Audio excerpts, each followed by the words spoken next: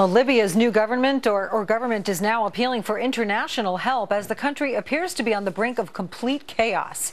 We have new video here of a massive fire at an oil depot in the capital, Tripoli, where rival militias have been fighting for days. The State Department is now urging all Americans to get out of Libya after our embassy in Tripoli was evacuated. Chief Intelligence Correspondent Catherine Herridge is live in Washington with the latest for us. Hi, Catherine. Well, thank you, Patty. And privately, former diplomats in the region believe the likelihood the U.S. will reestablish a presence in the short to medium term is remote, adding that the Obama administration had no plan for the post-Gaddafi world once the Libyan dictator was out of power. Over the weekend, violent clashes for control of the airport near Tripoli between rival Islamist militias. These militias now are the power brokers in Libya. These militias are not friendly to the United States and see control of the airport and the oil fields as key to cementing their control over the entire country. The head of the powerful House Intelligence Committee told reporters in Washington that the Libya crisis was avoidable and the Obama White House lacked a clear plan. These problems are continuing to grow with lack of U.S. leadership, and we need to change that path, or it's going to have long-lasting damage to our national security interests in the future. The president's deputy national security advisor for strategic communications, Ben Rhodes, the same senior advisor who said after the Benghazi terrorist attack in 2012 that the obscure anti-Islam video was to blame and not a broader policy failure, said of the current Libyan crisis that the former dictator Muammar Gaddafi, who was killed a couple of years ago, was the one who was at fault. Gaddafi left behind the shell of a state. There were not institutions. There was not a security force that could absorb these different militias. So we need to continue to do better with the Europeans at putting forward plans to broker agreements among the different factions in Libya and to bring Libyans together so that instead of relying on militias, they're able to rely on a truly national security force. For its part, the State Department said over the weekend that the closure of the embassy in Tripoli was only temporary. Patty Ann. Catherine Herridge, live in Washington. Thank you. You're welcome. So with Libya teetering on the brink, are the mainstream media ignoring what's going on there? How much coverage have you seen of the chaos? One editorial in the American Interest magazine suggests that if President Obama were a Republican, the media would be up in arms over what's happened since we and the administration supported the revolution that toppled Muammar Gaddafi. Joining us now with some perspective, Jim Pinkerton, contributing editor and writer for the American Conservative magazine. Alan Colmes, host of the Alan Colmes Show. Both are Fox News contributors. Jim, what do you think? This president, this administration was anxious to get rid of Muammar Gaddafi. Now he's gone, and the whole place is going to pot. What about the coverage that it's getting?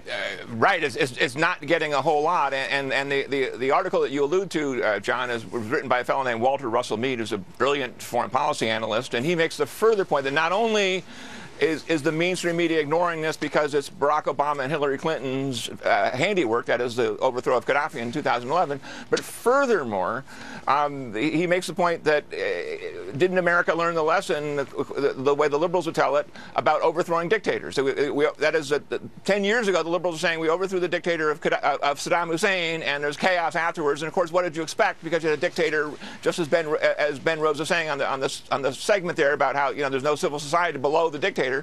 That's a point to be made about Iraq in 2003, but if so, it's also a point to be made about Libya. After Gaddafi, it was the exact same situation, a crazy dictator, no civil society, and now you get chaos, and you think that President Obama would have the benefit of coming second after Bush 10 years earlier, but apparently not, and the media aren't calling him into account for it. Speak to that point, Alan, because I think it's a good one. I mean, George W. Bush, Bush 43, got just roasted over the invasion of Iraq and the toppling of Saddam Hussein. He got that in the media, and he got that from now President Obama. Yeah. Here we have President Obama having essentially done the same thing in Libya and not getting much heat for it. Well, I'll tell you where I think Jim is right. I also tell you where I think he's wrong. But yes, we should not have gone in. We should have learned our lesson whenever we go into a country and remove a dictator. As Ben Rhodes, just in that clip you played, pointed out, there's a shell left. There's no infrastructure. There's no government. What are we left with? And then we have to prop up a regime. And that's why Benghazi happened, because there was no authority. There's nothing substantiating the underpinnings of Gaddafi. He's gone, and there's nothing to take its place. But don't forget, Iraq went on for 11, 12 years, and we spent billions, trillions of dollars there, and how much American treasure and lives. We shouldn't have gone into Libya, I agree, but to compare it to Iraq, which was a much more disastrous foreign policy, and to suggest that simply because Obama is a so-called liberal, not really that liberal as he's governing, Democrat, when you've got Fred Hyde of the Washington Post editorial page has consistently been critical of Barack Obama. I think the conservative media ignores how often Obama is raked over the coals by the so-called liberal media in terms of foreign policy. A stinking corpse of a policy flub, Jim. That's part of how Walter Russell Mead describes it. In this article, you would think that there would be more attention paid in the media, but then there are so many trouble spots in the world right now, maybe there's not enough room on the front page. Maybe not, but you also think that Hillary Clinton, who is widely rumored to be running for president in 2016, has been doing a book tour for the last few months where she talks about, the title of the book is Hard Choices. They made a hard choice in Libya, and apparently not a very good, Alan and I kind of agree, not a very good choice. You think that every stop she made on her book tour, some reporter would be asking her, hey, what forget not just Benghazi, but what about the overall strategy of removing Gaddafi, and then having no plan afterwards. That's what's so aching about this thing, is that it's pretty clear now that we thought, well, as soon as we kill Gaddafi, we sort of wipe away our hands and walk away.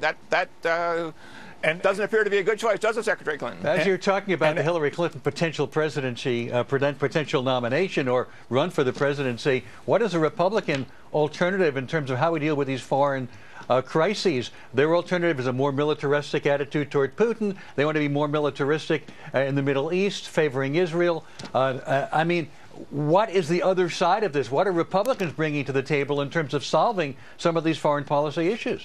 Well, Alan, specifically to your earlier point, it was pretty clear that the U.S. military did a great job of winning the war in Iraq. That wasn't the problem. The problem was winning the peace. I agree. And you seem to have the same situation in Libya, where it didn't take that long to get rid of Gaddafi. But now that he's gone, nature abhors a vacuum. We can win wars, we can win wars, but then what do? Winning a war isn't enough. You've got to then reestablish some kind of infrastructure for a country to survive, and we're not good at that. We should have learned our lesson. Okay, but where are this President Obama, candidate Obama, made a huge deal over the mess that he said that George W. Bush made of Iraq. Where is the counterpart, Jim? I guess maybe because we're not into presidential campaign season yet. But where is the counterpart, taking a look at this administration? Shouldn't the media be doing that? The mainstream media are being fed a storyline by the White House like, quote, the bear is loose, unquote. That's the thing that the White House is saying now. The president wants to get out of the White House and go shoot pool and drink beer and so on. And come on. The mainstream media are cheering along, ha, ha, ha, as the president has fun playing golf and going to fundraisers and so on. And they're not. The mainstream media is not cheering along. Holding into account on the Libya stuff. I mean, Alan, you'd have to admit that the Libya coverage has not been that substantial, and certainly nothing like it would have been if it had been President Bush and Secretary Rice in charge. I agree that it's not substantial, but not substantial not because it's President Obama. It's not substantial because right now there's so much focus on Gaza and Israel, so much focus on Ukraine and Russia, that, as you pointed out earlier, there's so much real estate on the front page of a newspaper, so much real estate on a news program, that there are so many other things happening, and it's not simply because, oh, it's a liberal in the White House, the media loves a liberal. It's not that simple. But when a U.S. embassy is evacuated, that doesn't happen very often, and not just evacuated. There's zero people there. They didn't even leave any Marines behind, according to the papers. All the media is covering the evacuation of the embassy. Facility. That's being covered on all the major networks. The evacuation of Libya is not something being ignored right now. But they're not then putting it to John Kerry and Susan Rice and Barack Obama and Ben Rhodes and all the rest of them. They're not holding it. It's being treated as an isolated event of foreign news as opposed to a White House policy. You can't make it a comparison to Iraq when, again, Iraq has gone on for so many years, has done so much damage to the United States in terms of money, American treasure, American lives. To conflate the two, it's just there's no equivalency there. I guess we'll let our viewers decide whether you can conflate the two. Seem to be an awful lot of parallels at any rate. All right, Alan Colmes, Jim Pinkerton, thank you both. Thank you. Thank you. A California man looking for answers in his brother's death is making a shocking claim about the 1995 Oklahoma City bombing. Next, the latest on his fight to get the FBI to release a mysterious video that he says proves there was a John Doe number 2. And how the Queen of Soul, Aretha Franklin, says she was disrespected at a popular fast food restaurant.